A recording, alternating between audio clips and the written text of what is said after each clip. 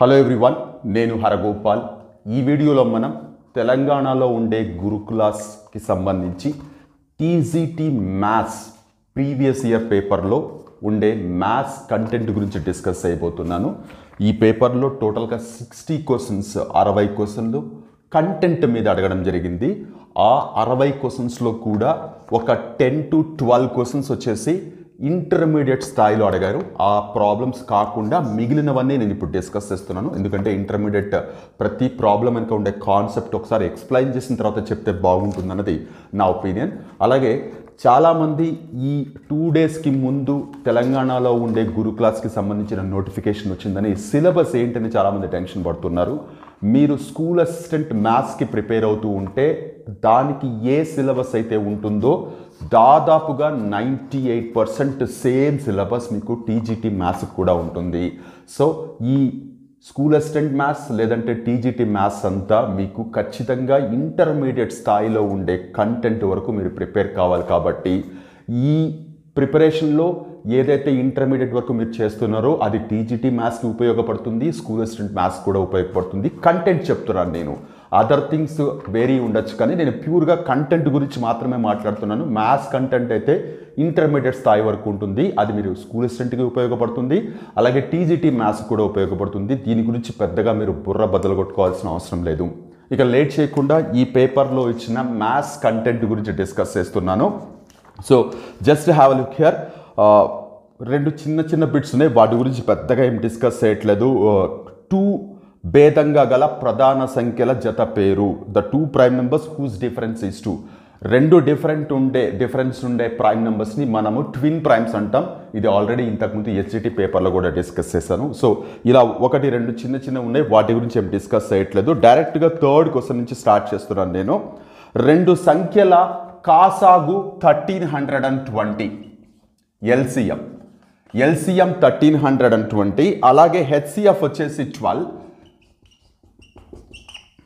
1 number is 132. What is other number? I think ఇది నేను చెప్పాల్సిన అవసరం లేదని అనుకుంటున్నాను. హెచ్సిఎఫ్ అండ్ ఎల్సిఎంలో ద మోస్ట్ కామన్ ప్రాపర్టీ, ఎక్కువ మంది వాడేది, ఎక్కువసార్లు ప్రాబ్లం వచ్చేది ఏంటి అంటే A into B equal to H into L. Product of 2 numbers equal to product of HCF and LCM అని. ఇక్కడ హెచ్సిఎఫ్ 12 ఇచ్చారు, ఎల్సిఎం వచ్చేసి 1320 ఇచ్చారు. 1 నెంబర్ వాళ్ళే ఇచ్చారు 132 అని, అదర్ నెంబర్ తెలీదు, బి అనుకుంటున్నాం. So B equal to 12 into 1320 divided by 132. 132 1 జర్, 132 10 జర్, విచ్ ఈస్ నథింగ్ బట్ 120 అవుతుంది. సో నథింగ్ బట్ మనకి కావాల్సిన సెకండ్ నెంబర్ ఏదైతే ఉందో 120. ఇది జస్ట్ చాలా low level problem HCF and ఎల్సిఎంలో. ఎస్జిటి వాళ్ళకు కూడా ఈజీగా అర్థమవుతుంది, వాళ్ళు కూడా ఈజీగా చేయగలిగిన ప్రాబ్లం ఇది. నా coming to the next one, చాలా సింపుల్ వన్. ఇదేమి జస్ట్ ఇన్ఫర్మేషన్ బేస్ మీద అడిగిన క్వశ్చన్ ఇది. సో నేను క్వశ్చన్ చదువుతున్నాను, ఆప్షన్స్ కూడా చదువుతాను. సమానత్వపు గుర్తు కలిగి ఉన్న అనిశ్చిత వాక్యము, an open sentence containing the sign equal to is called as. ఒక సెంటెన్స్లో మధ్యలో మనకి ఇలా ఈక్వల్ టు ఉంటే దీన్ని మనం ఏమని పిలుస్తాం? For example x² + 2x equal to suppose 7 అని ఇచ్చారనుకోండి, దీన్ని ఏమని పిలుస్తాం? ఈక్వల్ టు సింబల్ వచ్చింది అంటే దీన్ని మనం ఈక్వేషన్ అని పిలుస్తాం. ఈక్వేషన్ అని పిలుస్తాం. ఇది చాలా చిన్న విషయం, జస్ట్ మ్యాథమెటికల్ సింబల్స్ మీద మీకు ఎలా కమాండ్ ఉందని తెలియడం కోసం అడిగింది. సమీకరణము లేదంటే ఈక్వేషన్ అంటాం. అలాగే ఇంకొకటి చాలా చిన్నది, ఇది కూడా ఒక ట్రయాంగిల్ ఇచ్చారు. ఒక ట్రయాంగిల్ ఇచ్చి ట్రయాంగిల్లో యాంగిల్స్ ఇచ్చారు. ఇక్కడ చూడండి జాగ్రత్తగా. ఒక ట్రయాంగిల్లో ఒకటి వచ్చేసి x-2 అన్నారు, ఇంకొకటి వచ్చేసి x+6 అన్నారు, ఇంకొకటి వచ్చేసి x+8 అన్నారు. అయితే వాళ్ళు అడిగింది then what are the angles? డైరెక్ట్గా ఆల్ ద 3 యాంగిల్స్ ఏంటో చెప్పండి అన్నారు. చాలా బేసిక్ లెవెల్ ఇన్ఫర్మేషన్ ఇది. సో ఒక ట్రయాంగిల్లో sum of 3 angles always 180 degrees అవుతుంది. కాబట్టి x-2 first angle plus x+6 second angle plus x+8 third angle equal to 180. మీరు జాగ్రత్తగా చూస్తే x 3x అవుతుంది. ఇకపోతే న్యూమరికల్ వాల్యూస్ 8 and 6 14 అవుతుంది. 14 - 2 +12 అవుతుంది, which is nothing but 180 degrees. So 3x equal to 180 - 12 which is nothing but 168 అవుతుంది 3x. X ఏమవుతుంది 168/3 which is nothing but 56 అవుతుంది. ఎక్స్ అనేది 56 అయింది. వాళ్ళు వాట్ ఆర్ ద 3 యాంగిల్స్ అని అడిగారు. ఆ 3 యాంగిల్స్ ఏంటో చెప్పమంటున్నారు. సింపుల్గా ఈ ఎక్స్ వాల్యూ తీసుకెళ్ళి అక్కడ సబ్స్టిట్యూట్ చేస్తే ఏమవుతుంది? సో ఇప్పుడు చూడండి, ఇక్కడ ఎక్స్ 56 సబ్స్టిట్యూట్ చేస్తే ఇది 54 అవుతుంది, ఇది వచ్చేసి 62 అవుతుంది, ఇది వచ్చేసి 64 అవుతుంది. సో మనకి కావాల్సిన ఆప్షన్స్ 54, 62, 64 అనేది కావాల్సిన యాంగిల్స్ అవుతాయి. ఎక్స్ వాల్యూ కనుక్కోవడంతో ప్రాబ్లం ఫినిష్ కాలేదు. ఇక్కడ వాళ్ళు యాంగిల్స్ ఇచ్చారు, 3 యాంగిల్స్ నుంచి ఒక యాంగిల్ పికప్ చేసుకోమన్నారు. Just basic level. ఇదైతే ఎస్జిటి స్థాయి question. And coming to the next question. So చూడండి, ఒక రెక్టాంగిల్ ఇలా ఇచ్చారు. రెక్టాంగిల్కి సంబంధించి లెంత్ అండ్ బ్రెడ్త్కి మధ్య నిష్పత్తి లేదా రేషియో 5:3 అన్నారు. నేను అందుకనే 5x 3x అని పెట్టాను. 5:3 అని చెప్పి వాళ్ళే అంటున్నారు లెంత్ ఈక్వల్ టు 300 అని ఇచ్చారు. Then area in hectares. మామూలుగా ఏరియా ఇక్కడ చూసిన ఇన్ఫర్మేషన్ ప్రకారం మీటర్ స్క్వేర్లో వస్తుంది, బట్ వాళ్ళు హెక్టార్స్లో ఏరియా ఎంత అన్నారు. ఫస్ట్ ఆఫ్ ఆల్ మనం ఏరియా ఇన్ మీటర్ స్క్వేర్ కనుక్కుందాం. సో ఇప్పుడు ఇక్కడ లెంత్ 300 ఇచ్చారు, బట్ లెంత్కి బ్రెడ్త్కి రేషియో 5 and 3 అని ఇచ్చారు. 5:3 అని ఇచ్చారు. ఇప్పుడు దీన్ని నేను 300కి ఈక్వేట్ చేస్తే, 5xని 300కి ఈక్వేట్ చేస్తే ఏమొస్తుంది? x ఈక్వల్ టు 60 వస్తుంది. x ఈక్వల్ టు 60 తీసుకొచ్చి ఇక్కడ సబ్స్టిట్యూట్ చేస్తే ఏమొస్తుంది? 180 మీటర్స్ వస్తుంది. 180 మీటర్స్ వచ్చింది. సో ఇప్పుడు ఏరియా ఏమవుతుంది? లెంత్ ఇంటూ బ్రెడ్త్ అవుతుంది, which is nothing but 300 into 180, which is nothing but 54,000 metre square అవుతుంది. ఏరియా మీటర్ స్క్వేర్లో వచ్చింది, బట్ వాళ్ళు హెక్టార్స్లో కనుక్కోమన్నారు. మీరు గుర్తుపెట్టుకోవాల్సింది 1 hectare is equals to 10,000 metre square అవుతుంది. 10,000 మీటర్ స్క్వేర్ 100/100 లేదా 100 ఇంటూ 100 చేస్తే ఎంతైతే వస్తుందో ఏరియా, అది 1 హెక్టార్కి ఈక్వల్. సో ఇప్పుడు వాళ్ళు ఇచ్చిన ఇన్ఫర్మేషన్తో మనం ఏరియా క్యాలిక్యులేట్ చేస్తే 54,000 అని వచ్చింది. ఇప్పుడు ఏరియా ఇన్ హెక్టార్స్ ఏమవుతుంది? సో ఈ 54,000ని 10,000తో డివైడ్ చేస్తే 5.4 హెక్టార్స్ వస్తుంది. చాలామంది ఇక్కడ దాకా చేసుకుంటూ వచ్చి ఇక్కడ కన్ఫ్యూజ్ అయిపోతారు. 54 5.4 అని. You must be very clear. Information ఖచ్చితంగా తెలిసి ఉండాలి. 100/100 మీటర్స్ ఉండే ల్యాండ్ 1 హెక్టార్ అంట. సో దీన్ని ఈ 10,000తో డివైడ్ చేస్తే మనకి కావాల్సిన ఏరియా హెక్టార్స్లో వస్తుంది. చిన్న విషయమే. ఈ ఇన్ఫర్మేషన్ తెలియకపోతే ఆన్సర్ ఫుల్ ప్లెడ్జ్గా మనం ఫినిష్ చేయలేము, దానివల్ల మార్క్స్ పోతాయి, గుర్తుపెట్టుకోవాల్సింది.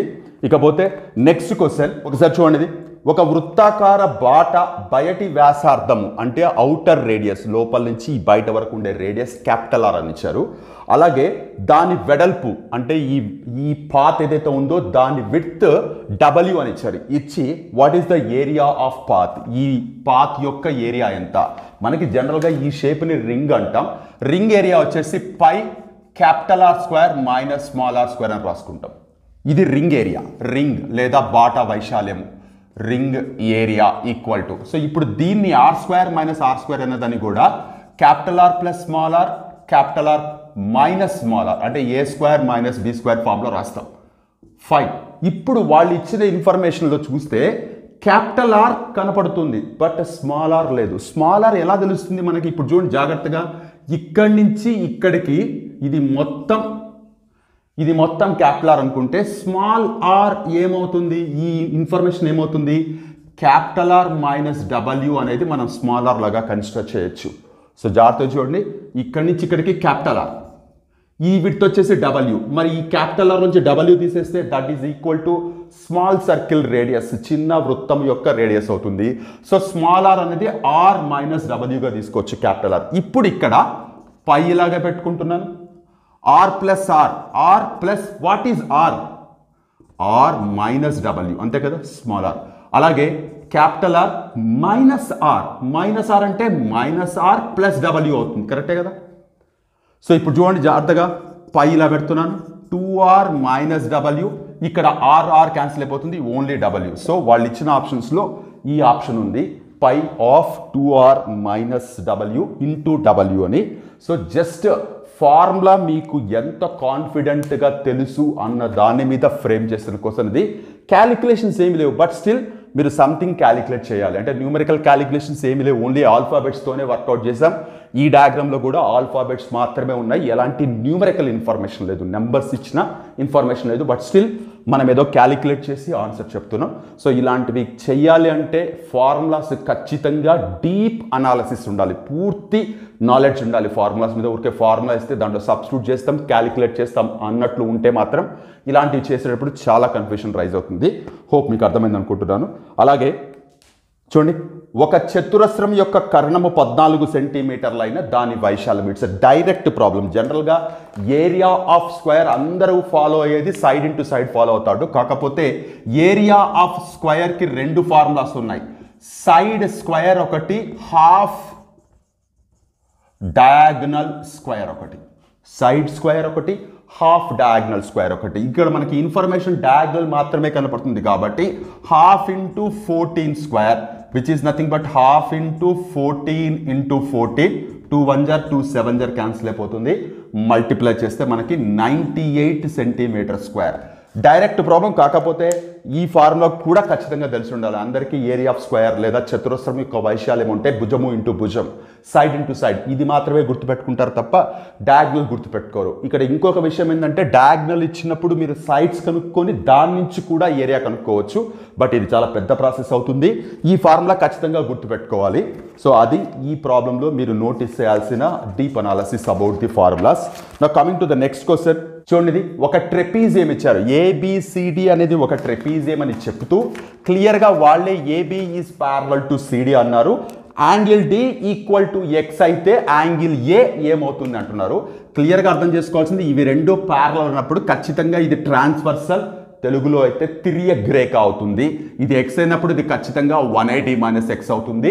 ఎందుకు అంటే తిర్యగ్రేఖకి ఒకే వైపు ఉండే అంతర కోణాలు సంపూరక కోణాలు అవుతాయి. The angles on the same side of transversal are going to be supplementary interior angles. ఇది గుర్తుపెట్టుకోవాలి. ఎలాంటి క్యాలిక్యులేషన్స్ అవసరం లేని చిన్న ఇన్ఫర్మేషన్ బేస్డ్ క్వశ్చన్ ఇది. సో మీకు ఈ ట్రెపీజియంకి సంబంధించి, పారలోగ్రామ్స్ సంబంధించి ఆ ఫిగర్స్ మీద ఎంత డీప్ అనాలిసిస్ ఉందన్నది ఇలాంటి ప్రాబ్లమ్స్ వల్ల టెస్ట్ చేయడం జరుగుతుంది. హోప్ అర్థమైంది అనుకుంటున్నాను. అలాగే నెక్స్ట్ క్వశ్చన్, ఒక ట్రయాంగిల్లో ఉన్నతుల మిళిత బిందువు, the meeting point of all the altitudes. నేను ట్రయాంగిల్ సెంటర్స్ మీద ఒక వీడియో కూడా చేశాను, మీకు చూసి ఉండకపోతే అది చూడండి. ట్రయాంగిల్ సెంటర్స్ ఇప్పుడు చూడండి, ఇవి 3 ఆల్టిట్యూడ్స్ లేదా లంబాలు డ్రా చేస్తే దీన్ని ఆర్థో సెంటర్, ఇంగ్లీష్లో అయితే, తెలుగులో అయితే లంబ కేంద్రము అని పిలుస్తాం. లంబ కేంద్రం అని పిలుస్తాం. చాలా ఇంపార్టెంట్. ఇది ఒక్కటే కాదు, orthocentre, incentre, circumcentre, centroid, ఇవి 4 ట్రెడిషనల్గా అకాడమిక్ సైడ్ చాలామంది ఫాలో అయ్యి చాలా రకాలైన ప్రాబ్లమ్స్ ఉండే కాన్సెప్ట్స్ ఇవి. ఇంటర్మీడియట్ స్థాయిలో ఎక్స్ సెంటర్ అని కూడా వస్తుంది, బాహ్య కేంద్రము, బాహ్య వృత్త కేంద్రాలు అని వస్తుంది. చాలా ఇంపార్టెంట్ ఇవి 5 ఇన్ఫర్మేషన్స్. సో జస్ట్ ఈ లంబ కేంద్రం అనేది లంబాలు జాయిన్ చేస్తే లేదా లంబాలు గీస్తే అవి 3 లంబాలు మీట్ అయ్యే పాయింట్ని మనం లంబ కేంద్రం అని పిలుస్తాం. ఇన్ఫర్మేషన్ మీద అడిగిన క్వశ్చన్ ఇది. అలాగే నెక్స్ట్ చాలా చిన్న క్వశ్చన్ ఇది, ఒకసారి చూడండి. చాలా చిన్న క్వశ్చన్. 4⁻³ 64 వచ్చే వరకు దేనితో గుణించాలి అంటే ఇక్కడ 64 రావాలంటే దేంతో మల్టిప్లై చేయాలంటారు. ఇది చాలా సింపుల్. మనం నార్మల్ నెంబర్ సపోజ్ 3ని దేంతో మల్టిప్లై చేస్తే 12 వస్తుంది అని అడిగారు అనుకోండి, సింపుల్గా ఈ క్వశ్చన్ మార్క్ ఇలా పెట్టి ఇక్కడ ఉండే 3ని అటువైపు ట్రాన్స్పోజ్ చేస్తే డివైడ్ అవుతుంది. 3 1 జార్ 3 4 జార్, ఎస్ 4తో మల్టిప్లై చేస్తాం. ఇక్కడ ఏ లాజిక్ ఫాలో అవుతామో అదే లాజిక్ ఇక్కడ కూడా ఫాలో అవుతాం. క్వశ్చన్ మార్క్ ఇలాగే పెట్టుకుందాం. ఇది వచ్చేసి 4⁻³ అవుతుంది కదా. 64 అనేది 4 × 4 × 4 డివైడెడ్ బై ఇది ఈతలకు వస్తుంది 4⁻³ వస్తుంది. సో ఇప్పుడు ఇది ఏ ఫామ్లో ఉంది, a⁻m డివైడెడ్ బై a⁻n ఫామ్లో ఉంది. a⁻m-n రాయాలి అంటే 4⁻m -3. ఎందుకు 2 సార్లు మైనస్ వచ్చింది? ఫార్ములా ప్రకారం ఇక్కడ m-n రావాలి. n నెగిటివ్ కాబట్టి ఇట్లా వచ్చింది. So 4⁻3 + 3 which is nothing but 4⁻6. అంటే ఈ క్వశ్చన్ మార్క్ దగ్గర 4⁻6 ఉంటే మనకి ఆన్సర్ 64 వస్తుంది. చాలా simple problem. Exponents and powers previous వీడియోలోనే చెప్పాను, వాటికి సంబంధించిన చిన్న కాన్సెప్ట్స్ బేస్ చేసుకొని ఫ్రేమ్ చేసిన క్వశ్చన్ తప్పుగా అర్థం చేసుకోకూడదు. దేంతో మల్టిప్లై చేస్తే 64 వస్తుంది అన్నారు, చాలా ఈజీగానే అర్థం చేసుకోవచ్చు. ఇకపోతే నెక్స్ట్ క్వశ్చన్ ఒకసారి చూడండి. ఒక రెక్టాంగిల్ ఇచ్చారు, ఆ రెక్టాంగిల్లో లెంత్ అండ్ బ్రెడ్త్కి మధ్య ఒక చిన్న రిలేషన్ ఇచ్చారు. Length is 7 times of breadth. అలాగే దాని ఏరియా ఇచ్చారు 1792. అయితే ఆ రెక్టాంగులర్ ఏరియా చుట్టూ ఫెన్సింగ్ వేయడానికి 1.5 రూపాయన్నర పర్ మీటర్ అయితే టోటల్ కాస్ట్ ఎంత అవుతుంది అని అడిగారు. ఇది కూడా చాలా simple question. First of all ఇక్కడ వాళ్ళు ఏదైతే ఇచ్చారో నేను బ్రెడ్త్ని x అనుకున్నాను, అప్పుడు లెంత్ 7 times ఆఫ్ బ్రెడ్త్ అన్నారు కాబట్టి 7x అవుతుంది. ఇప్పుడు ఇక్కడ ఏరియా ఎలా క్యాలిక్యులేట్ చేస్తాం? Area equal to length into B కదా. లెంత్ వచ్చేసి 7x, బ్రెడ్త్ వచ్చేసి x. ఏరియా ఎంత ఇచ్చారు? 1792 ఇచ్చారు. సో ఇప్పుడు ఇదేమవుతుంది? 7x² ఈక్వల్ టు 1792 అవుతుంది. x² equal to 1792 divided by 7 అవుతుంది. సో ఇప్పుడు క్యాన్సిల్ చేస్తే ఏమవుతుంది? 7 1 జార్ 7 2 జార్ 14, 39 వస్తుంది. 7 5 జార్ అలాగే 7 6 జార్. So x² equal to 256, x equal to 16 metres అవుతుంది. సో ఏంటి ఇది 69, ఇది 16 అయితే మరి పైన ఏమవుతుంది? జాగ్రత్తగా చూడండి ఇప్పుడు ఇది. So 7 into 16 which is nothing but 112 అవుతుంది. యాక్చువల్గా అది కూడా అవసరం లేదు మనకి. ఇప్పుడు ఏం కావాలి? దీని చుట్టూ ఫెన్సింగ్ వేయాలి అన్నారు. అంటే ఏంటి? చుట్టుకొలత లేదా పెరిమీటర్ కదా. ఆ పెరిమీటర్ ఎంతైతే వస్తుందో దాన్ని 1.5తో మల్టిప్లై చేస్తే మనకి కావాల్సిన ఆన్సర్ వస్తుంది. సో పెరిమీటర్ లేదా చుట్టుకొలత 2 ఆఫ్ L ప్లస్ B కదా. 2 ఆఫ్ L ఎంత? 112 ప్లస్ 16 ఎంత? 2 ఆఫ్ 128 అవుతుంది. ఇదేమవుతుంది? 256 మీటర్స్ వచ్చింది. మనకేం కావాలి? కాస్ట్ కావాలి కదా. కాస్ట్ ఎంత ఇచ్చారు? 1.5 రూపీస్ పర్ మీటర్ అన్నారు. So cost equal to 256 into 1.5 multiply చేస్తే ఏమవుతుంది? 128. ఇది యాడ్ చేస్తున్నాను 4. సో 384 రూపీస్ అనేది కావాల్సిన కాస్ట్ అవుతుంది. అంటే ఆ చుట్టూ ఫెన్సింగ్ వేయడానికి మనకి కావాల్సిన కాస్ట్ అవుతుంది. సో సింపుల్ ఇన్ఫర్మేషన్తో అడిగిన వాల్యూ కనుక్కుంటాం. మీరు జాగ్రత్తగా అబ్జర్వ్ చేస్తే వాళ్ళు జస్ట్ లెంత్కి బ్రెడ్త్కి మధ్య ఒక రేషియో ఇచ్చి, ఏరియా ఇచ్చి, దాని నుంచి మనం సైడ్స్ కొనుక్కొని, దాని నుంచి పెరిమీటర్ కనుక్కొని, పెరిమీటర్ నుంచి కాస్ట్ కనుక్కుంటున్నాం. సో చాలా లెంతీగా కనపడుతున్న ప్రాబ్లం. దీంట్లో షార్ట్ కట్స్ లేవు. మేబీ ఈ ఇన్ఫర్మేషన్ కనుక్కోకుండా డైరెక్ట్గా 8x ఇక్కడ వేయచ్చు, తర్వాత సబ్స్టిట్యూట్ చేయొచ్చు. ఎలా చేసినా జస్ట్ ఫ్రాక్షన్ ఆఫ్ సెకండ్స్ మాత్రమే మనకి తేడా ఉంటుంది క్యాలిక్యులేషన్స్లో. హోప్ అర్థమైంది అనుకుంటున్నాను. నా coming to the next question. ఒకసారి చూడండి. జస్ట్ ఇన్ఫర్మేషన్ బేస్డ్ క్వశ్చన్ ఇది. త్రిభుజంలో 3 భుజాలు తెలిసినప్పుడు దాన్ని వైశాల్యం కనుక్కోవడానికి సూత్రం ప్రతిపాదించిన మ్యాథమెటిషియన్. సో జనరల్గా ఒక ట్రయాంగిల్ ఇచ్చినప్పుడు దాని ఏరియా కనుక్కోవడానికి మనం half into base into height అనేది బేసిక్ లెవెల్ ఫార్ములా లాగా వాడతాం. బట్ ఆల్ ద 3 సైడ్స్ ఇచ్చినప్పుడు ఏరియా కనుక్కోవడానికి మనకి ఒక ఫార్ములా ఉంది, హెరాన్స్ ఫార్ములా అని. ఆ హెరాన్స్ ఫార్ములా అన్న ఫార్ములాలో హెరాన్ అన్నది మ్యాథమెటిషియన్ పేరు. సో ఆయననే హెరాన్ అన్న మ్యాథమెటిషియనే 3 సైడ్స్ ఇచ్చినప్పుడు కూడా half into base into height formula కాకుండా 3 సైడ్స్ ఇచ్చినప్పుడు, హైట్ ఇవ్వకుండా 3 సైడ్స్ ఇచ్చినప్పుడు ఏరియా కనుక్కోవడానికి ఫార్ములా ప్రతిపాదించింది. జస్ట్ మ్యాథమెటికల్ హిస్టరీ మీద ఇన్ఫర్మేషన్ పాయింట్ ఆఫ్ వ్యూలో ఫ్రేమ్ చేసిన క్వశ్చన్ ఇది. హెరాన్ అన్న విషయం గుర్తుపెట్టుకోవాలి. అలాగే ఇంకొక క్వశ్చన్ కూడా ఇక్కడే ఉంది. రేఖాగణితంపై యూక్లిడ్ రూపొందించిన గొప్ప గ్రంథం, యూక్లిడ్ వాల్యుబుల్ ట్రెజరైజ్ ఆన్ జామెట్రీ. అంటే ఆ బుక్ పేరేంటి అనేది జాగ్రత్తగా గుర్తుపెట్టుకోండి. The elements of geometry. The elements of geometry. ఇవి టోటల్గా 13 బుక్స్ ఉన్నాయి. కొన్నిసార్లు ఎన్ని బుక్స్ ఉన్నాయని కూడా అడుగుతారు. ఆ ఎంటైర్ 13 బుక్స్ కలెక్షన్ని కలిపి ఎలిమెంట్స్ ఆఫ్ జామెట్రీ అని పిలుస్తారు. సింపుల్గా అయితే ఎలిమెంట్స్ అని పిలుస్తుంటారు.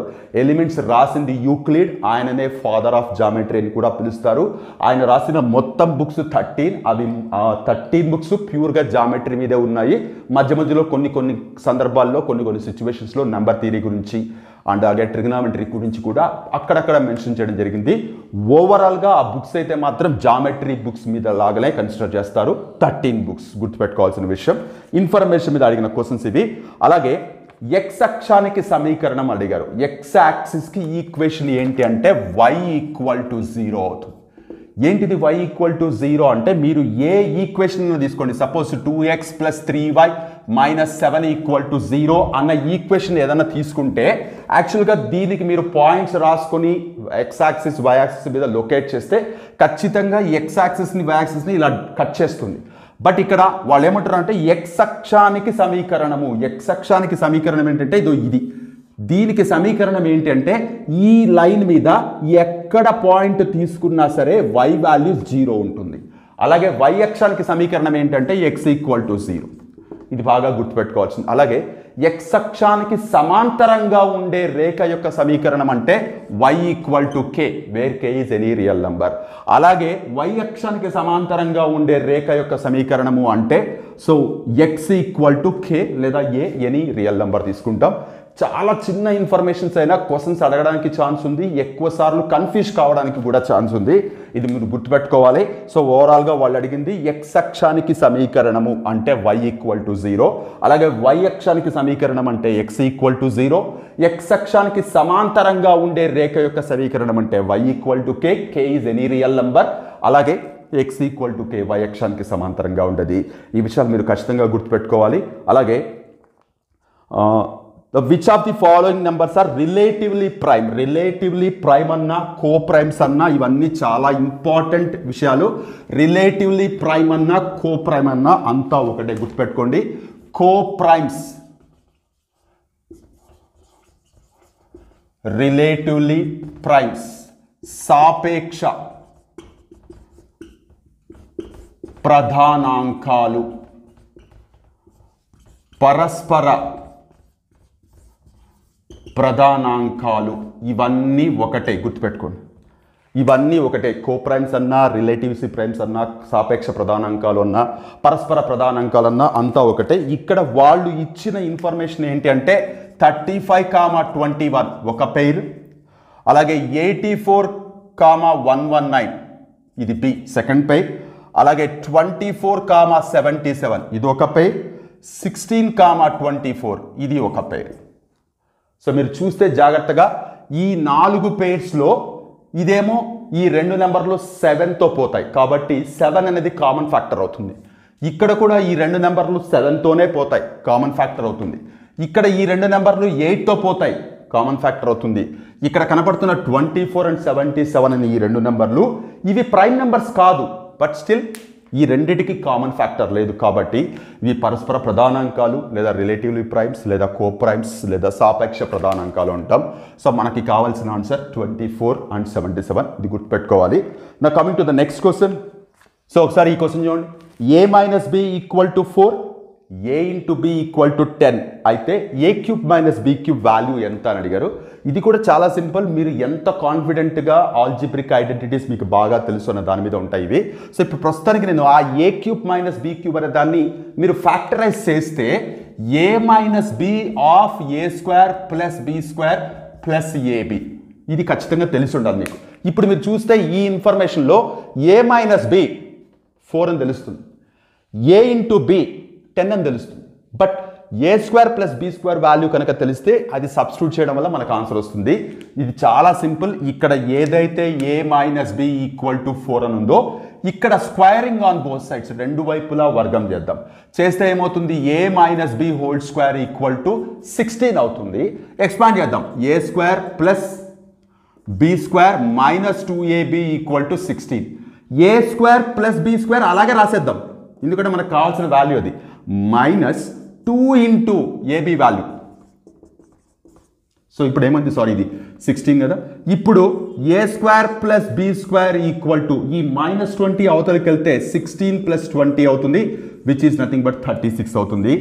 ఏ square plus B square value 36 అయింది. ఇప్పుడు ఈ వాల్యూస్ అన్ని A square plus B square value 36, A into B value 10, A minus B value 4 తీసుకొచ్చి ఇక్కడ సబ్స్టిట్యూట్ చేద్దాం. 4 బ్రాకెట్ ఓపెన్ చేద్దాం, A square plus B square 36 plus AB 10.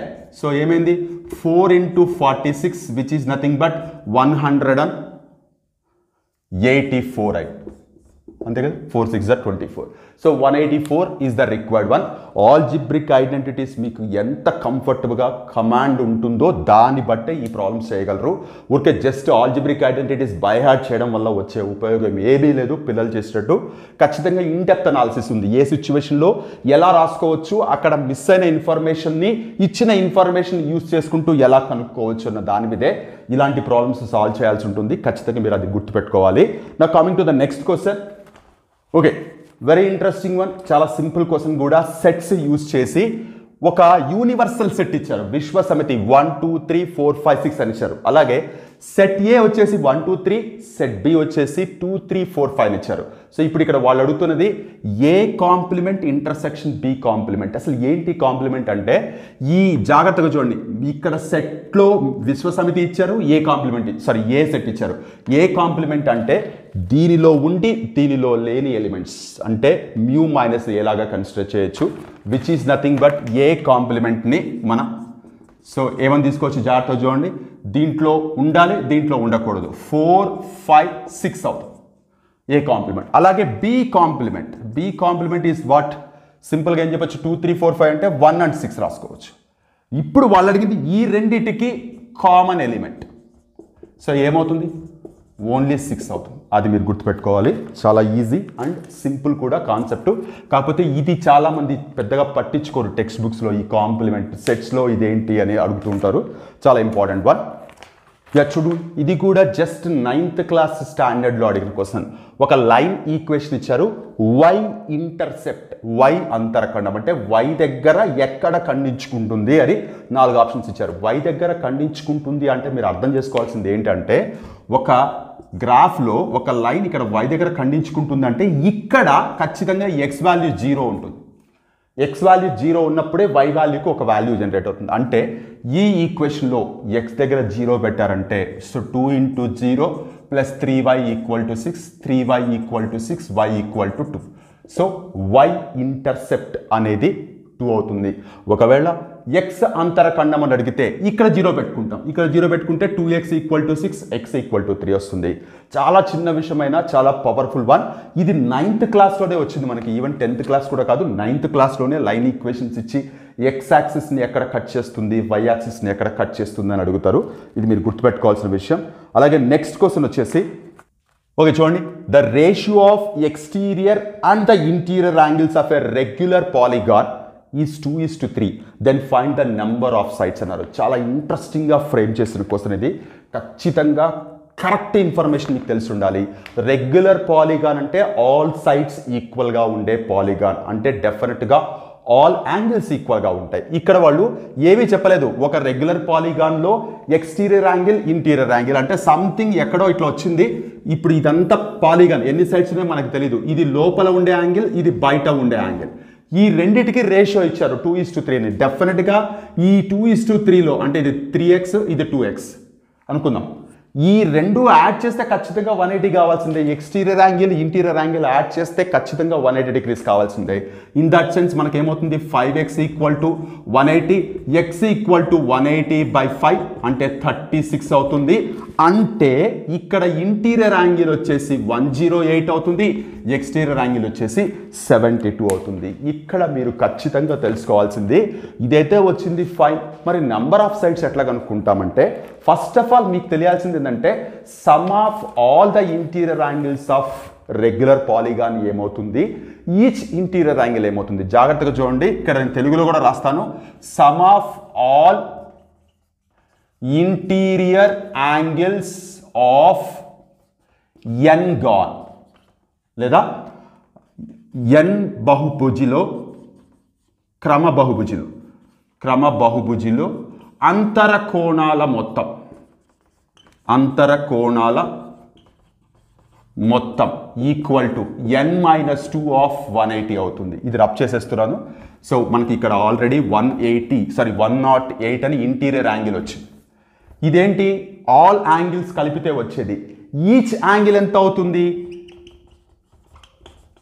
Each angle వచ్చేసి n-2 of 180 divided by n అవుతుంది.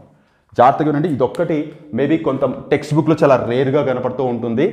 ఒక regular polygon క్రమ బహుభుజి ఉంటే దానిలో ఉండే సైడ్స్ n అనుకుంటే అప్పుడు total angles some of angles n-2 × 180 అవుతుంది. అండ్ ఆ క్రమ బహుభుజిలో ఈచ్ యాంగిల్ ఒక్కొక్క కోణము n-2 × 180 డివైడెడ్ బై nకి ఈక్వల్ అవుతుంది. ఇప్పుడు మనకి ఎంత వచ్చింది, ఒకటి 108 వచ్చింది. ఇక్కడ చేసుకుందాం. సో ఇప్పుడు ఇక్కడ n-2 of 180 divided by N equal to 108 అని తీసుకుందాం. ఇప్పుడు జస్ట్ బ్రాకెట్స్ ఓపెన్ చేద్దాం మనం, ఇటు ట్రాన్స్పోజ్ చేసి n minus 2 of 180 equal to 108n. So 180n minus 360 equal to 108n. ఏమవుతుంది చూడండి, ట్రాన్స్పోజ్ చేయండి అవతలకి ఇవతలకి. 72n ఈక్వల్ టు 360 అవుతుంది. n equal to 360 by 72 cancel చేస్తే 5 అనొచ్చు. So 5 is the number of sides. So మనకి ఈ ప్రాబ్లంలో ఒకవేళ మీకు కరెక్ట్గా యాంగిల్స్ గుర్తుంటే 3 సైడ్స్ ఉన్నప్పుడు ఈచ్ యాంగిల్ 60 degrees, 4 సైడ్స్ ఉన్నప్పుడు ఈచ్ యాంగిల్ 90 degrees, 5 సైడ్స్ ఉన్నప్పుడు ఈచ్ యాంగిల్ 108. ఇది కనుక గుర్తుంటే టక్కని చెప్పొచ్చు. కాకపోతే ప్రొసీజర్లో ఇంత ఇన్ఫర్మేషన్ ఉంది. కొన్నిసార్లు క్వశ్చన్ ఇలాగే ఇవ్వకుండా మార్చి ఇచ్చినప్పుడు ఈ ఇన్ఫర్మేషన్ ఖచ్చితంగా తెలియాలి. Sum of interior angles of N gon equal to n minus 2 of 180. Each interior angle వచ్చేసి n minus 2 of 180 divided by n అవుతుందని. సో ఇలాంటివి చాలా ప్రెషియస్ ఇన్ఫర్మేషన్, చాలా రేర్గా దొరికే ఇన్ఫర్మేషన్స్. దీని మీద వచ్చే ప్రాబ్లమ్స్ చేయాలంటే వీటి గురించి కంప్లీట్ నాలెడ్జ్ ఉండాలి. అండ్ వేరే ప్రాబ్లమ్స్ ఎలా అడుగుతారో కూడా మీరు ఇక్కడ అనలైజ్ చేయాలి. కొత్త కాన్సెప్ట్ వింటున్నప్పుడు మీకు అర్థమైంది అనుకుంటున్నాను. Now coming to the next question. Okay, ఈ క్వశ్చన్ చూడండి. ఒక త్రిభుజం యొక్క గురుత్వ కేంద్రము G ప్రతి మధ్యగత రేఖను విభజించే నిష్పత్తి. The centroid of a triangle divides each median in the ratio. ఇది just information based. Already triangle centres చెప్తున్నప్పుడు చెప్పాను 2:1 రేషియోలో ప్రతి మీడియన్ని వర్టెక్స్ సైడ్ నుంచి 2 భాగాలు, భుజం సైడ్ నుంచి 1 భాగం డివైడ్ చేస్తుంది. సో మనకి కావాల్సిన రేషియో 2:1. ఇది ఖచ్చితంగా గుర్తుపెట్టుకోవాల్సిన ఇన్ఫర్మేషన్. చాలా రకాలుగా అడిగే ఛాన్స్ ఉంది. ఇకపోతే నెక్స్ట్ క్వశ్చన్. ఆర్ వ్యాసార్థంగా గల ఒక వృత్త కేంద్రము O. సో ఒక centre O, R is the radius. లోపల వైపు ఒక పాయింట్ P ఉంది. P is any point in the interior of the circle. Then OP join చేస్తే, OP అనేది జాయిన్ చేస్తే వాళ్ళు ఇక్కడ అడిగింది లెస్ దాన్ ఆరా, లేదంటే ఈక్వల్ టు ఆర్ అవుతుందా, గ్రేటర్ దాన్ ఆర్ అవుతుందా, or greater than R equal to R అవుతుందని అడిగారు. సో ఇక్కడ మీరు గమనించాల్సింది చాలా చిన్న విషయం. ఇది పెద్ద క్యాలిక్యులేషన్స్ ఏమీ లేవు. జస్ట్ ఇక్కడ చూస్తే ఓపీ అనేది, పి అనేది ఇంటీరియర్ ఆఫ్ ది సర్కిల్ లోపల వైపు ఉందన్నారు కాబట్టి ఖచ్చితంగా ఈ లెంత్ రేడియస్ కంటే తక్కువే ఉంటుంది. Which is nothing but OP is smaller than radius అవుతుంది. జస్ట్ బేసిక్ ఇన్ఫర్మేషన్ మీద అడిగిన క్వశ్చన్ ఇది. అలాగే coming to the next question. So ఇక్కడ చూడండి, ఒక సంఖ్యని దానికి 1/2 రెట్ల సంఖ్యచే గుణించి 15 తీసేస్తే రిజల్ట్ 279 వచ్చింది. Then what is that number? A number is multiplied by 1/2 times of that number and 15 is subtracted. The product obtained is 279. అంటే అర్థం ఏంటి? ఒక నెంబర్ ఎక్స్ అనుకుందాం, దీన్ని 1/2 అంటే 3/2 టైమ్స్ ఆఫ్ ఎక్స్తో మల్టిప్లై చేసి దీనిలోంచి 15 సబ్ట్రాక్ట్ చేస్తే ఆన్సర్ 279 అన్నారు. ఇది క్లియర్గా మీకు అర్థం కావాలి. సో ఒక నెంబర్ని దానికి 1/2 టైమ్స్తో మల్టిప్లై చేసి వచ్చిన రిజల్ట్ నుంచి 15 సబ్ట్రాక్ట్ చేస్తే 279 వచ్చింది. వాట్ ఈస్ దట్ నెంబర్ అన్నారు. ఇప్పుడు ఇక్కడ ఇది మల్టిప్లై చేస్తే 3/2 టైమ్స్ ఆఫ్ x² అవుతుంది. ఈ -15 అవతలకి వెళ్తే +15 అవుతుంది కాబట్టి డైరెక్ట్గా యాడ్ చేసేస్తున్నాను. 294 అవుతుంది. 294 యాడ్ చేసేస్తే ఇప్పుడు x² ఈక్వల్ టు 294 ఇంటూ 2/3 అవుతుంది. ఇక్కడ ఉండే 3/2 అవతలకి వస్తే so 3 1 జర్ 3 9 జర్ 27 98. So 98 into 2 which is nothing but 196. x equal to 14 అవుతుంది. అంటే మనకి కావాల్సిన నంబర్ 14 అవుతుంది. 14 ఇంటూ 3/2 టైమ్స్ ఆఫ్ 14 -15 చేస్తే 279. ఈ ఈక్వేషన్ లేదా ఈ ఎక్స్ప్రెషన్ మీరు ఎంత కాన్ఫిడెంట్గా రాస్తారన్న దాన్ని బట్టే ఈ ప్రాబ్లం ఉంటుంది. క్యాలిక్యులేషన్ ఎవరైనా చేస్తారో, బట్ ఇది కరెక్ట్గా ఫ్రేమ్ చేసుకోవడమే మన ఇంటెలిజెన్స్ సిచ్యువేషన్స్ నుంచి. Now coming to the next question. Logarithms మీద అడిగిన క్వశ్చన్ ఇది. సో చాలా చిన్న క్వశ్చన్. ఈవెన్ 10th క్లాస్లో 1 మార్క్కి హాఫ్ మార్క్ అడిగే క్వశ్చన్.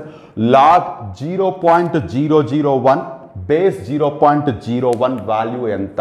సో ఇక్కడ దీన్ని మీరు ఎలా రాసుకుంటారంటే లాగ్ ఈ 0.0001కి మనం 0.01 హోల్ స్క్వేర్ అని రాసుకోవచ్చు. అలాగే బేస్ నేమ్ డిస్టర్బ్ చేయట్లేదు. ఎందుకు ఇలాగే రాసుకున్నామంటే ఇప్పుడు చూడండి, బేస్ అండ్ పైన కనపడుతున్న నెంబర్ మ్యాచ్ అయింది. ఇప్పుడు ఇది ఏ ఫామ్లో ఉంది? Log a power m base ఎక్స్ని m into log a base x అని రాసుకోవచ్చు కదా.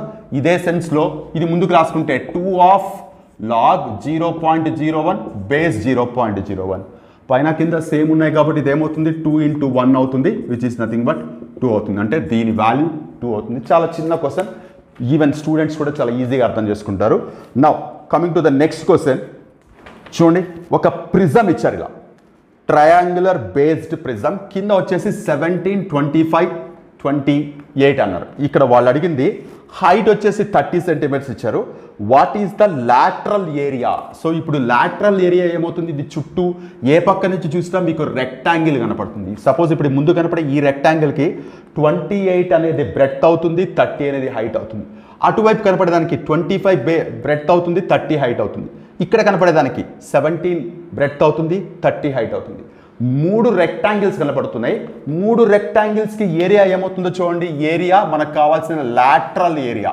పక్కతల వైశాల్యం ఏమవుతుంది జాగ్రత్త చూడండి 28 into 30 ఒకటి ప్లస్ 25 into 30 ఇది రెండోది ప్లస్ 17 into 30 మూడవది ఈ మూడిట్లో ఏం కామన్గా ఉంది 30 కామన్గా ఉంది 30 బయటికి తీస్తే 28 plus 25 plus 17 so 30 into add చేస్తే 45 ప్లస్ 25 70 అవుతుంది which is nothing but 2100 centimetre square అవుతుంది సో ఇది ఖచ్చితంగా రెగ్యులర్గా మనకి టెక్స్ట్ బుక్స్లో అక్కడక్కడ కనపడుతున్నప్పటికీ రెగ్యులర్ ప్రాబ్లమ్స్ చాలా తక్కువ కనపడుతూ ఉంటాయి అందుకని కన్ఫ్యూజ్ అవుతూ ఉంటారు ప్రిజం వేరే పిరమిడ్ వేరే ఇది చాలా జాగ్రత్తగా అబ్జర్వ్ చేయాల్సిన విషయం ప్రిజం వేరే పిరమిడ్ వేరే ఇది prism triangular based prism volume కనుక్కోవడానికి సపరేట్ ఫార్ములా ఉంది సర్ఫేస్ ఏరియా కనుక్కోవడానికి సపరేట్ ఫార్ములా ఉంది లాటరల్ సర్ఫేస్ ఏరియా కనుక్కోవడానికి సపరేట్ ఫార్ములా ఉంది ఆ ఫార్ములా గుర్తు లేకపోయినా కరెక్ట్గా డయాగ్రామ్ ఇమాజిన్ చేసుకోగలిగితే వాళ్ళు ఏం అడుగుతున్నారు మనం ఏం చేస్తే ఆన్సర్ వస్తుంది క్లారిటీ మనకు ఉంటుంది అలాగే coming to the next question a x square ఇది చాలా ఈజీనే మీరు టక్కనే ఆన్సర్ చేసేస్తారు అనుకుంటున్నాను a x square plus b x plus c equal to 0 అనే ఒక క్వాడ్రాటిక్ ఈక్వేషన్కి రూట్స్ రియల్ అండ్ డిస్టింక్ట్ అయితే వాస్తవాలు మరియు వేరు లేదా అసమానాలు అయితే విచక్షణి డిస్క్రిమినెంట్ ఏంటి అన్నారు మనకు తెలిసిందే b² - 4ac మనం d అని లేదంటే ఇలా డెల్టా సింబల్తో రిప్రజెంట్ చేస్తాం ఈ డెల్టా సింబల్ని బట్టి రూట్స్ రియల్ అండ్ ఈక్వల్ ఉంటాయా రియల్ అండ్ డిఫరెంట్ ఉంటాయా నాన్ రియల్ రూట్స్ ఉంటాయా అనేది చెక్ చేస్తాం డెల్టా ఈజ్ గ్రేటర్ దాన్ 0 అంటే ఈ విలువ 0 కంటే ఎక్కువ ఉన్నప్పుడు అంటే పాజిటివ్ వాల్యూ ఉన్నప్పుడు రూట్స్ రియల్ అండ్ డిస్టింక్ట్ అంటాం ఈక్వల్ టు 0 ఉన్నప్పుడు రియల్ అండ్ ఈక్వల్ అంటాం లెస్ దాన్ 0 అంటే నెగిటివ్ ఉన్నప్పుడు నో రియల్ రూట్స్ అంటాం సో దీనికి answer delta is greater than 0 అవుతుంది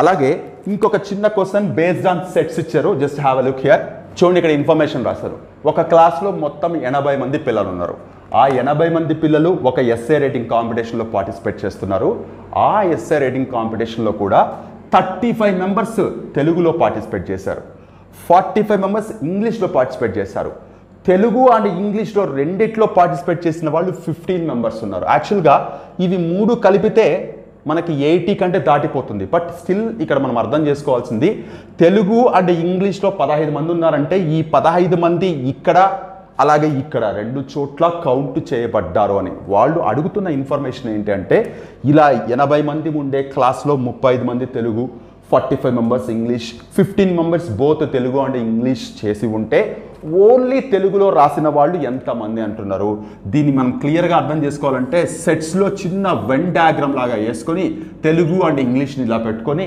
చాలా ఈజీగా చేసుకోవచ్చు ఇప్పుడు చూడండి తెలుగు అండ్ ఇంగ్లీష్ 15 మెంబర్స్ అన్నారు ఈ 15 ఇక్కడ కదా రాసుకున్నాం మనం నెక్స్ట్ తెలుగు మొత్తం ఎంతమంది 35 బట్ 35లో ఆల్రెడీ 15 ఇక్కడ ఉన్నారు అంటే ఇక్కడ 20 వస్తుంది అండ్ ఇంగ్లీష్ మొత్తం 45 బట్ ఇక్కడ ఆల్రెడీ 15 ఉన్నారు అంటే ఇక్కడ 30 వస్తుంది సో మీరు ఒక్కసారి జాగ్రత్తగా చూడండి ఇది యాడ్ చేస్తే మనకి ఇక్కడ 20 ఇక్కడ 30 ఇక్కడ 15 బట్ యాక్చువల్గా ఇక్కడ 20 30 50 65 వచ్చింది బట్ ఇన్ఫర్మేషన్ వాళ్ళు ఏం అడుగుతున్నారో మనకి ఇక్కడ ఓన్లీ తెలుగులో మాత్రమే పార్టిసిపేట్ చేసి ఇంగ్లీష్లో పార్టిసిపేట్ చెయ్యని వాళ్ళు ఎంతమంది అంటే 20 మెంబర్స్ వస్తుంది ఇక్కడ మీకు డౌట్ రావచ్చు సరే ఇవి మూడు కలిపితే 80 రావట్లేదు కదా క్లాస్లో ఉండే అందరూ పార్టిసిపేట్ చేశారని చెప్పలేదు క్లాస్లో 80 మంది పిల్లలు ఉంటే 35 మంది తెలుగు 45 మెంబర్స్ ఇంగ్లీష్ అనగానే ఇవి రెండు యాడ్ చేస్తే 80 అయిపోతుంది కాబట్టి ఇక్కడికి అయిపోతుందని చాలామంది అనుకుంటారు క్లాసులో అసలు రాయని వాళ్ళు కూడా ఉన్నారు. అది కూడా క్వశ్చన్ ఇక్కడ అడగచ్చు. చాలామంది ఇది చూడగానే ఈ రెండు యాడ్ చేస్తే 80 అయిపోయింది, మన కర్మకి ఆప్షన్ 0 అనే ఫస్ట్ ఉంటుంది. వాళ్ళు అసలు ఏమీ రాయని వాళ్ళు ఎంతమంది అంటే 0 అని పెట్టేస్తారు. బట్ ఏమీ రాయని వాళ్ళు కూడా 15 మంది ఉన్నారు. మీరు అది గమనించాలి. సో ఇలాంటి చిన్న చిన్న కాన్సెప్ట్స్ మీద చాలా వండర్ఫుల్ క్వశ్చన్స్ ఉన్నాయి సెట్స్లో కూడా. నా కమింగ్ టు క్వశ్చన్ నెంబర్ 28. దీంట్లో 28. సో ఇక్కడ ఏమిచ్చారు, ఏ అండ్ బి అనే రెండు సెట్స్లో ఏదో ఒకటి శూన్య సమితి అని అంటున్నారు. శూన్య సమితి అంటే ఎంటీ సెట్. ఎంటీ సెట్ అయితే ఏ క్రాస్ బి అనేది ఏమవుతుంది? ఏ క్రాస్ బి అంటే దీన్ని కార్టీజియన్ ప్రొడక్ట్, కార్టీజియన్ లబ్ధం అని పిలుస్తారు. ఏంటి ఈ కార్టీజియన్ లబ్ధం అంటే? యాక్చువల్గా ఇది ఇంటర్మీడియట్ స్థాయిలో వస్తుంది. కాకపోతే ఇంతకుముందు లాంగ్ బ్యాక్ 10th క్లాస్ బుక్స్లో ఉండేది, తర్వాత తీసుకెళ్ళి ఇంటర్మీడియట్లో పెట్టారు. బట్ చాలా ఈజీ అర్థం చేసుకోవడం. ఫర్ ఎగ్జాంపుల్ ఒక చిన్న ఎగ్జాంపుల్ చెప్తున్నాను నేను. ఏబి అనే ఒక రెండు టీమ్స్ ఉన్నాయనుకుందాం. లైక్ ఫర్ ఎగ్జాంపుల్ ఒక టెన్నిస్ గేమ్ సింగిల్స్ ఆడేది. ఏలో 1, 2, 3 అనే ప్లేయర్స్ ఉన్నారు. బిలో PQR అనే ప్లేయర్స్ ఉన్నారు. సో ఇప్పుడు ఎన్ని పేర్స్ వేస్తారు? 1 into P ఆడాలి, 1 into Q ఆడాలి, 1 and R ఆడాలి, 2 into P, 2 into Q, 2 into R, 3 into Q, 3 into R, 3 into P ఇలా. సో ఇలా దీన్ని మనం కార్టీజియన్ ప్రొడక్ట్ అంటాం. ఇది మనం ఆర్డర్డ్ పేర్ అంటాం. సో ఇలా ఇంకా డీప్గా చెప్పాలి నేను, బట్ జస్ట్ ఈ ప్రాబ్లం పాయింట్ ఆఫ్ వ్యూలో మాత్రమే చెప్తున్నాను. ఇప్పుడు ఇక్కడ రెండు టీమ్స్లో మెంబర్స్ ఉన్నారు కాబట్టి ఇట్లా ఫామ్ అయినాయి. జస్ట్ ఇమాజిన్ ఒక టీంలో అసలు ప్లేయర్సే లేరు, ఇంకొక టీంలో ప్లేయర్స్ ఉన్నారు. 1, 2, 3 అనే 3 ప్లేయర్స్ ఉన్నారు. కానీ ఎవరితో ఆడాలి? మనం ఇప్పుడు పెయిరింగ్ చేయాలంటే ఎన్ని పేర్స్ వస్తాయంటే అసలు ఇంపాసిబుల్. ఇక్కడ ఎవ్వరూ లేనప్పుడు మనకి ఇక్కడ పేర్స్ ఏమొస్తాయి? అప్పుడు ఏ క్రాస్ బి అనేది ఇలా పెయిరింగ్ చేయడం వల్ల, లేదంటే కార్టీజియన్ ప్రొడక్ట్ వల్ల రావాల్సిన సెట్. బట్ ఇక్కడ ఏమొస్తుంది?